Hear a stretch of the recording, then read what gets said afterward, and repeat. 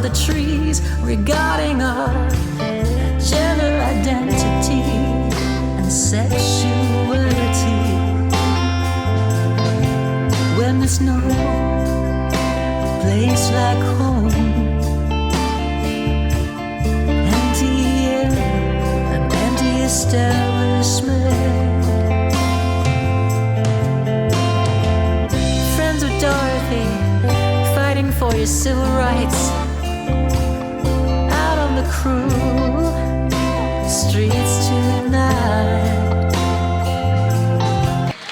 Now our final speaker needs no introduction if you've been at any trans pride before this year. Ollie Bell is one of the founding members of Trans and Intersex Pride Dublin, and has also been a fighter for issues of LGBTQ plus liberation, but also every single struggle that affects working class and young people under this hard capitalist system. So Ollie Bell is going to be closing Trans and Intersex Pride today. Thank you so much to everyone for coming and sticking around despite the heat. So Ollie, whenever you're ready.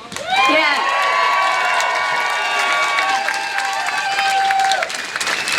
So I just want to say, to start off, I want to thank you all for coming to this year's Trans and Intersex Pride Dublin. This is the first one back after 2 years due to the pandemic, and we are happy to have you all here, trans people, non-binary people, intersex people, and of course our allies. We are an explicitly anti-capitalist protest. We started as a reaction to the over-corporatization of Pride. Pride started as a radical protest against police brutality with the Stonewall riots and a fight back against LGBTQ plus oppression. Pride started with the Stonewall riots. Here the community fought back against the police. The community fought back together in solidarity. Radical groups like STAR and the Gay Liberation Front were started after Stonewall and often linked in with anti-war and black civil rights activists, because they knew they wanted not only queer liberation but liberation for everyone under the capitalist system. Although we've seen tremendous progress in Ireland with marriage equality and repeal, we still have so much to fight for. We've heard about the horrific experiences of trying to access trans healthcare in Ireland. The long waiting lists of more than 6 years is a reality to anyone accessing public healthcare. We know this all too well. The long waiting list is a characteristic of the failure of the state to adequately fund the HSE. We've seen cuts after cuts to our healthcare service, forcing many people to go private to access healthcare, sending the message that if you want healthcare, you have to pay for it. But the long waiting list is only the tip of the iceberg when it comes to the problems of the trans healthcare system in Ireland. There's no trans healthcare for young trans people under the age of 17, and those over 17 are forced to be assessed by an outdated model of care. We're asked highly invasive questions about our childhood, our relationships, and our families. These questions are often highly sexualized and treat us like we're mentally ill and have some kind of sexual fetish. This is just a reflection of a healthcare system ruled by the Catholic Church and a Catholic ethos that sees any breaking of the gender binary or gender stereotypes as perverted and wrong. Queer liberation is impossible under a system committed to protecting the interests of the Catholic Church. A Catholic ethos has no place in our schools or in our hospitals, and the Sisters of Charity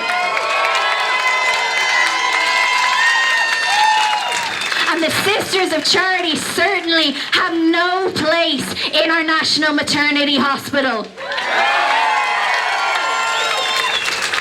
What we need is a complete break from the church. It is only that is the only way we can ensure that the National Gender Service is abolished completely in favour of informed consent-based healthcare, not based in gender norms and stigmatised through separate clinics, but is available for free through GPs and through the HSE, along with access to public options for gender-affirming surgeries.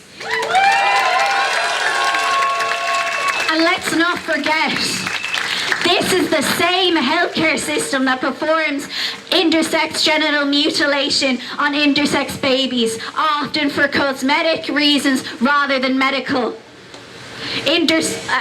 IGM is often carried out to conform an intersex person's body to the gender and sex binary, and works under the assumption that the person will grow up to be cisgender and heterosexual. Intersex people's medical history is hidden away from them, leaving many in the dark about their bodies. IGM is a harmful and barbaric practice that needs to end right now. We are proud to call ourselves Trans and Intersex Pride Dublin because we recognise that although the needs of the trans and intersex community are different, our struggles are the same. A right to bodily autonomy, a right to self-determination, and a right to self-organise for our acceptance and liberation in society. So we are happy to return this year as Trans and Intersex Pride Dublin. We are better off fighting together in solidarity than to be divided. As an anti-capitalist march, we know we don't need a more inclusive capitalism, a capitalism that is only happy to support the community when it's profitable. More women and more trans people in boardrooms and as CEOs won't help the trans and women workers in low paid and on 0-hour contracts. Whether the next billionaire is trans or non-binary won't matter when the vast majority of trans, intersex and non-binary people are struggling to get by with high rents and the high costs of living. Capitalism. Yes! Capitalism is a system that breeds inequality and perpetrates war. A system that is incapable of ending oppression and violence. And we've seen an increase in violence against our community. The horrific murders of Aidan Moffat and Michael Snee, while at the same time Evan Summers was verbally and physically assaulted outside the George. Even on the day of Dublin Pride, there was 3 young people who were attacked at Stephen's Green, where one trans man was hospitalised with a fractured skull. These attacks expose the need for urgent protest and organisation against homophobia, transphobia and all oppression, all prejudice against the LGBTQ plus community. And along with these attacks, we know who is to blame. We need to put the blame on the media and the far right. Our national broadcaster thought it was perfectly fine to have a 3-day-long debate on trans people and give a platform to a small group of TERFs who are trying to divide the LGBTQ plus community. Likewise, we've seen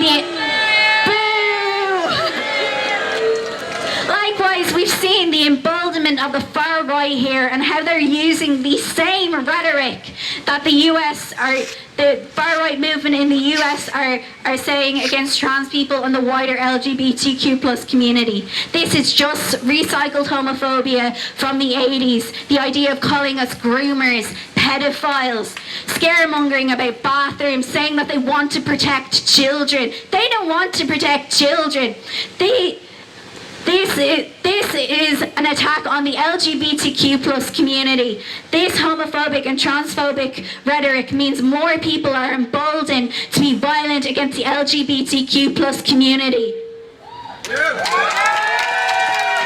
we have seen support. The amount of people that are with us today, the amount of people that joined the march, that were cheering on for us, there is support there for trans people, intersex people, and our rights. You know, despite trans exclusionary radical feminists trying to divide cis women and trans people, yet the Unison, the UK's biggest union representing over 1 million working class women, passed a motion at their conference in support of trans rights, recognising the importance of the union being loud and visible in support of trans rights.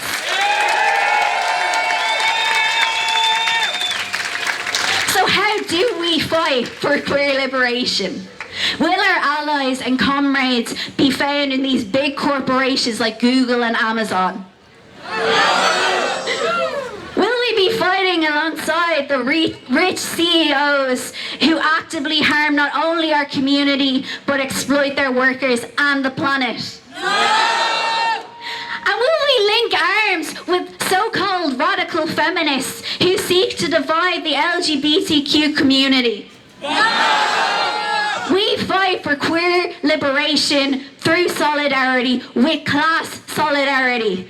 But it is only through a conscious and organised struggle that we can achieve queer liberation. And we will do this with solidarity. We will do this with linking up with all oppressed and exploited groups under capitalism internationally, because queer liberation is a worldwide fight.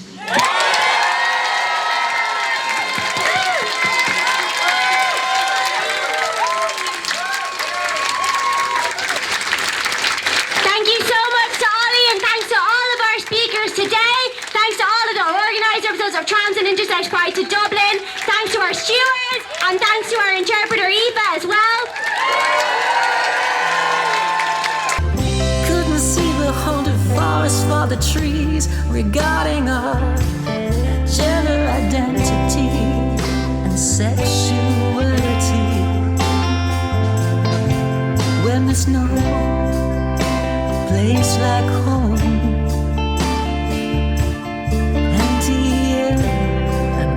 establishment. Friends of Dorothy, fighting for your civil rights out on the cruel street.